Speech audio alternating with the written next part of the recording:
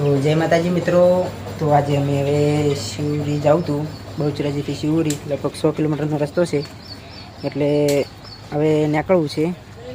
અને આમ તો બસમાં જવાનો ઈરાદો હતો, પણ હવે મારે જીધું કે બાઇક લઈને જાય એટલે બાઇક લઈને જઈશું.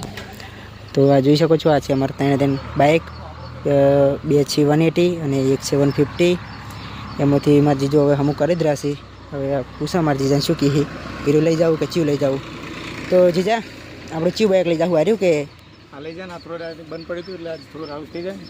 આ રીતનું થોડું સેટ કરેલું એટલે શું તને રસ્તામાં હેરાન ના થાય અને પેટ્રોલ થોડું ઓછું ખાય એટલે તારે ખર્ચો ઓછો થાય.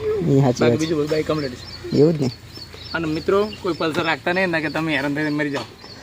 અમે તો આખા છે હજુ બધા ત્રણ પલ્સર જ છે, 1 2 અને 3.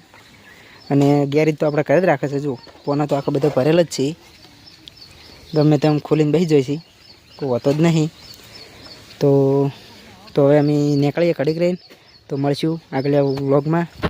તો જય માતાજી, જય દ્વારકાધીશ.